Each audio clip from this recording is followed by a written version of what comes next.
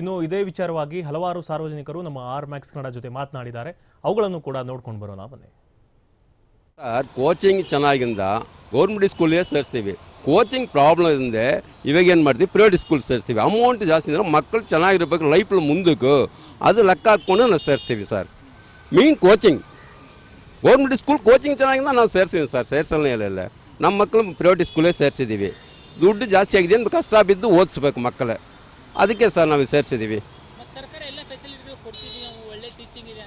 Sir. ಎಲ್ಲ ರಾಜಕೀಯ ಅವರು ಹೇಳೋದಲ್ಲ ಅಷ್ಟೇ ಸರ್, ಹೇಳ್ತಾರೆ. ಎಲ್ಲಿ ಕರೆಕ್ಟಾಗಿ ಕೊಡಲ್ಬೇಕು ಕೋಚಿಂಗ್ಗೆ. ಕರೆಕ್ಟಾಗಿ ಕೋಚಿಂಗ್ ಕೊಟ್ಟರೆ ನಾವು ಯಾವಾಗ ಹೋಗ್ತೀವಿ, ದುಡ್ಡು ಕಟ್ಟಿ ಖರ್ಚು ಮಾಡಿ ಯಾಕೆ ಸರ್ ನಾವು ಓದಿಸ್ಬೇಕು? ಕರೆಕ್ಟಾಗಿ ಕೊಟ್ಟರೆ ನಾವು ಸೇರಿಸ್ತೀವಿ ಸರ್. ಸೇರಿಸಲ್ಲ ಏನು ಮಾಡ್ತೀಯ?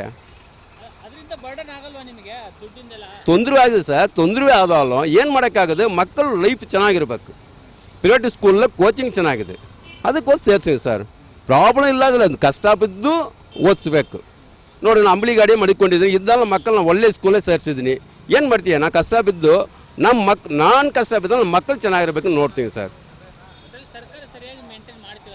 ಕರೆಕ್ಟಾಗಿ ಅಷ್ಟೇನು ಮುಂಚೆ ಥರ ಏನು ಅಷ್ಟೇನು ಇಲ್ಲ ಸರ್. ಮಾಡ್ತಾರೆ, ಅಷ್ಟೇನು ಇಲ್ಲ ಸರ್. ಹಳೇ ಮುಂದಿನ ಥರ ಇಲ್ಲ. ಇವಾಗ ಕೋಚಿಂಗ್ ಸೆಂಟ್ರ್ ಮೇಯ್ನ್ ಚೆನ್ನಾಗಿರ್ಬೇಕು. ಅದರಿಂದ ನಾವು ಪ್ರೈವೇಟ್ ಸ್ಕೂಲ್ ಸೇರಿಸ್ತೀವಿ. ಅಂದರೆ ಅದೇ ಈಗ ಮಕ್ಕಳು ಬೇರೆ ಎಲ್ಲರನ್ನೂ ತೊಗೊಂಡೋಗಿ ಪ್ರೈವೇಟ್ ಸ್ಕೂಲ್ಗೆ ಹಾಕಿರಿ. ಗೌರ್ಮೆಂಟ್ ಸ್ಕೂಲಲ್ಲಿ ಸ್ಟ್ರೆಂತ್ ಇಲ್ಲದಕ್ಕೋಸ್ಕರ ಅದನ್ನು ಡೆವಲಪ್ಮೆಂಟ್ ಮಾಡೋಕ್ಕೂ ಸರ್ಕಾರನೂ ಹಿಂಜರಿತೈತೆ. ಸರಿಯಾ? ಅಲ್ಲಿ ನಮ್ಮ ಗ್ರಾಮದಲ್ಲೇ ಆಗಲಿ ನಮ್ಮ ನಗರದಲ್ಲೇ ಆಗಲಿ ಎಲ್ಲರೂ ಒಂದು ಸರ್ಕಾರಿ ಶಾಲೆ ಉಳಿಲಿ ಅಂತ ಒಂದು ಸಮಗಮದ ಹಿರಿಯರು ಮುಖಂಡರುಗಳೆಲ್ಲ ಮುಖಂಡರುಗಳೆಲ್ಲ ಒಗ್ಗಟ್ಟಾಗಿ ಅದನ್ನ ಎಲ್ಲರೂ ಒಂದೇ ಆ ಸರ್ಕಾರಿ ಶಾಲೆಗೆ ಸೇರಿಸ್ಬಿಟ್ಟು ಇಂಪ್ರೂವ್ಮೆಂಟ್ ಮಾಡಿದ್ರೆ ಅದು ಇನ್ನೂ ಸರ್ಕಾರಿ ಶಾಲೆ ಡೆವಲಪ್ಮೆಂಟ್ ಆಗೋಕ್ಕೆ ಸಾಧ್ಯತೆ ಇರುತ್ತೆ. ಮೇಲೆ ಹೋಗಿ ಅಧಿಕಾರಿಗಳ್ನು ಕೇಳೋಕ್ಕೂ ನಮಗೂ ಒಂದು ಗೌರವ ಇರುತ್ತೆ. ಅಲ್ಲೇನು ಮಾಡ್ತಾರೆ ಅಂದರೆ, ಈಗ ಪೇರೆಂಟ್ಸ್ಗಳೇ ಇಲ್ಲಿ ನಮ್ಮನೇ ಬಿಟ್ಬಿಟ್ಟು ಬೇರೆ ಮನೆ ಉದ್ಧಾರ ಮಾಡೋಕ್ಕೆ ಸಪೋರ್ಟ್ ಮಾಡ್ತಾಯಿದ್ರು ಅಷ್ಟೇ, ಇನ್ನೇನಿಲ್ಲ. ಈಗ ಹುಡುಗರು ಎಲ್ಲರೂ ನಮ್ಮ ಗ್ರಾಮದಲ್ಲೇ ನಮ್ಮ ಸರ್ಕಾರಿ ಶಾಲೆ ಆಗಲಿ ನಮ್ಮ ನಗರ ಗೌರ್ಮೆಂಟ್ ಸ್ಕೂಲೇ ಆಗಲಿ ಅಲ್ಲೇ ಒಟ್ಟಾರೆ ಮಾತಾಡಿ ಎಲ್ಲರೂ ಇಂಪ್ರೂವ್ಮೆಂಟ್ ಮಾಡಿದರೆ ಅದು ಎಲ್ಲನೂ ಒಂದು ಸ್ವಲ್ಪ ಇಂಪ್ರೂವ್ಮೆಂಟ್ ಆಗೋಕ್ಕೆ ಸಾಧ್ಯತೆ ಇರುತ್ತೆ. ಹೀಗೆ ಹೌದು,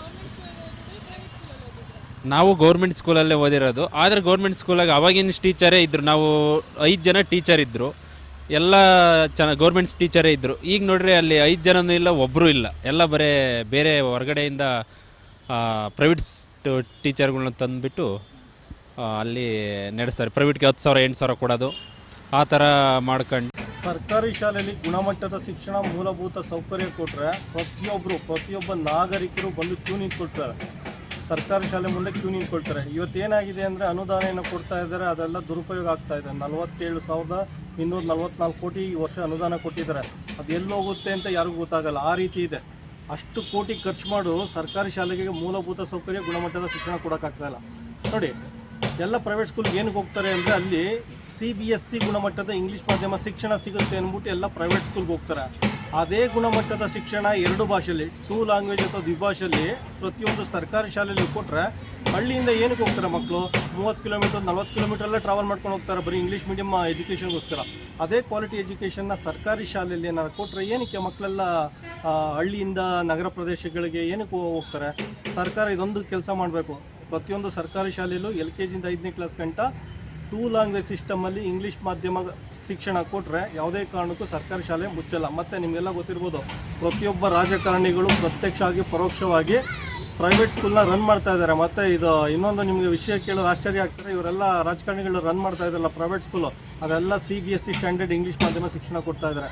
ಈ ಬಡವ್ರ ಮಕ್ಕಳು ಓದ್ತಾ ಇದ್ದಾರೆ ಸರ್ಕಾರಿ ಶಾಲೆಯಲ್ಲಿ. ಇವರು ಮಾತ್ರ 40 ವರ್ಷದ ಹಳೆ ಕಿತ್ತೋಗಿರೋ ಹಳೆ ಸಿಲೆಬಸ್ ಹಾಕೊಂಡು 40 ವರ್ಷದಿಂದ ಈ ತಂಗ್ಳನ್ನಕ್ಕೆ ಒಗ್ಗರಣೆ ಹಾಕೊಂಡು ಇದು ಮಾಡ್ತಾರಲ್ಲ, ಹೊಸ ಸಿಲೆಬಸ್ ಅಂತ ಆ ರೀತಿ ಮಾಡ್ಕೊಬಂದು ಹಂತವಾಗಿ ಸರ್ಕಾರಿ ಶಾಲೆನ ಮುಚ್ಚಾಕ್ತಾ ಇದ್ದಾರೆ.